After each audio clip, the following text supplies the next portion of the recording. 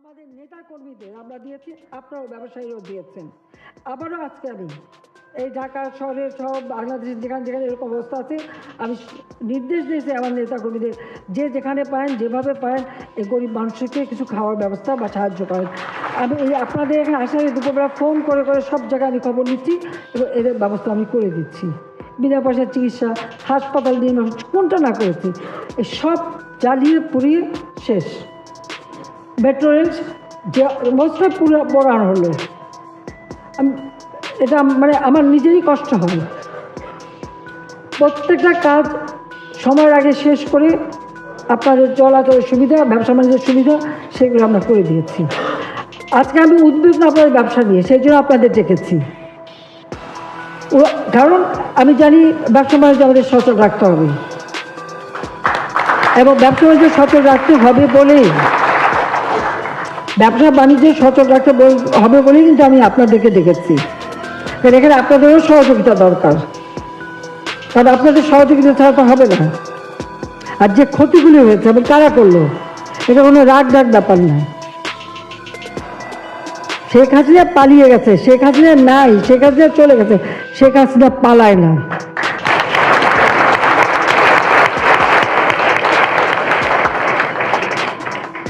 ৭৫ সালের পর ৬টা বছর হ্যাঁ আসতে পারিনি, কিন্তু যখনই সুযোগ পেয়েছি ওই খুনি, যুদ্ধাপরাধী, আমি জানি আমি যখন আমার বাপ মা ভাই বোন সব মারছে, আমাকে মারতে পারে, আমি পড়া করি নাই।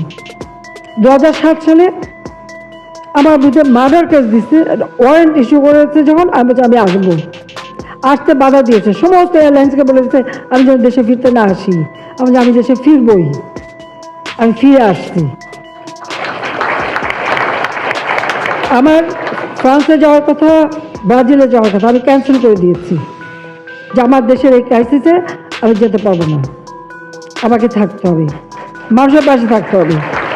তা আপনাদেরকে এই জন্যই আমি ডাকছি যে আপনাদের ভিতরে যেন কোনো হতাশা আসে। আমার দিক থেকে সব রকম সহযোগিতা আপনারা পাবেন।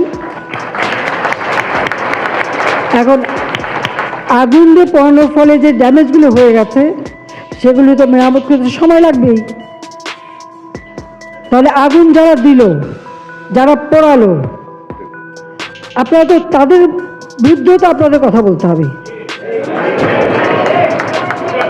এখানে মানে ছাত্রদের ঢাল হিসেবে ব্যবহার করা হচ্ছে। কি হচ্ছে, আওয়ামী লীগ, ছাত্রলীগ, তারা ছাত্রদের বিরুদ্ধে যখন ইউনিভার্সিটিতে গোলমাল শুরু করেছে, আমি ছাত্রলীগকে বলছি তোরা বেরিয়ে চলে আসো। বেচারা বেরিয়ে চলে আসে, তাদের প্রত্যেকের রুম থেকে সমস্ত মাল ফেলে সব পুড়িয়ে দিয়েছে, মেরেছে। আমি যে কোনো কিছু করবো না, ধৈর্য ধরে। শিক্ষকদের গায়ে হাত তুলেছে, মেয়েদের পিলার সাথে বেঁধে ছাত্রলীগ করে কেন, তাদেরকে ধরে মেরেছে। কত ধরনের ঘটনা ঘটেছে সেগুলি বলতে চাই না। তারপরেও যারা আন্দোলন করেছে ধৈর্যের সাথে বারবার তাদের কথা শুনেছি, যখন যেটা তারা দাবি করছে সেটা মেনেছি, মানার পরেও তারা কী করবে জানি না। কিন্তু তারা যখন আপনার সব কিছু বন্ধ করে দিল, সিজ করলো, তখন আপনাদের কী অবস্থাটা ছিল। কিন্তু এদের ছত্রছায়া, এদের ঢাল হিসেবে ব্যবহার করে কারা পিছনে এই ঘটনা ঘটালো।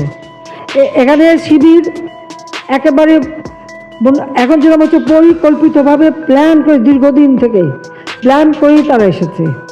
জেলায় জেলায় খবর নিয়েছে কোথায় কোথায় শিবির কর্মীরা আছে, তারা কেউ নাই, সব ঢাকা, কিন্তু ঢাকা শহরে না, ঢাকার আশেপাশে এখানে সেখানে তারা ঘাপটি হয়ে আসে আর এই ঘটনাগুলি ঘটাচ্ছে। বিএনপি সম্পূর্ণ মদত দিচ্ছে। আমার প্রশ্ন, এরাই যে এত কিছু করছে, অর্থ সরবরাহ কারা করছে সেটা আপনারা খোঁজ নেন, যে অর্থগুলি কোথা থেকে আসছে, আপনার সেগুলো খবর নেবেন। আমি আপনাদের কাছে অনুরোধ, এবং আমরা চাই যত দ্রুত সম্ভব এই অবস্থা পরিবর্তন হবে। অনেকটা আমরা শান্ত করে নিয়ে আসতে পেরেছি, অনেকটা আমরা এটাকে মানে বলতে পারি যে অবস্থা ছিল তাতে আস্তে আস্তে এখন ভালো হবে। কারফিউ আমরা কিছু শিথিল করেছি আজকে, এখন আপনাদেরও তাড়াতাড়ি ছেড়ে দেবো। যখনই সিচুয়েশন ভালো হবে সময় বুঝে বুঝে আমরা দেবো। জেলাগুলিতে আমরা বলেছি যেসব জেলা এখন তারা কোনো গোলমাল করতে পারছে না সেই জেলাগুলি এখানে ডিসি এবং আইনশৃঙ্খলা রক্ষাকারী সংস্থা এবং সশস্ত্র বাহিনী তারা বলে বসে ঠিক করে কোথায় কত ঘন্টা কার্ফিউ থাকবে কোথায় থাকবে না সেই অধিকারটা তাদেরকে দিয়ে দিয়েছি। আর ঢাকায় আমরা সেই ব্যবস্থাই দিচ্ছি, যতটুকু ভালো হবে আস্তে আস্তে সেটাও শিথিল হয়ে যাবে। আর আপনাদের ব্যবসা বাণিজ্যটা যাতে ভালোভাবে চলতে পারে তার জন্য যা যা করণীয় সেটা আমরা করবো। আমি ধন্যবাদ জানাই যে আজকে আপনারা এখানে এসেছেন, আপনারা সমর্থন দিয়েছেন। আমি মনে করি আপনাদের সমর্থনটা আমাদের দরকার ছিল এবং এটা হলে পরে আমরা তাহলে আরও দ্রুত এই দুর্বৃত্তরা এই শিবির জামাত এবং বিএনপির যারা সন্ত্রাসী এদের বিরুদ্ধে যথাযথ ব্যবস্থা নিতে পারবো। 13-14তে অগ্নিসংযোগ যারা করেছে তাদের অনেকেই শাস্তি দেওয়া হয়েছে, একবার জানি, কিন্তু শাস্তি দিয়েছে আবার জেল থেকে তারা ওই একই চেহারা। তবে এবার অত সহজে ছাড়া হবে না।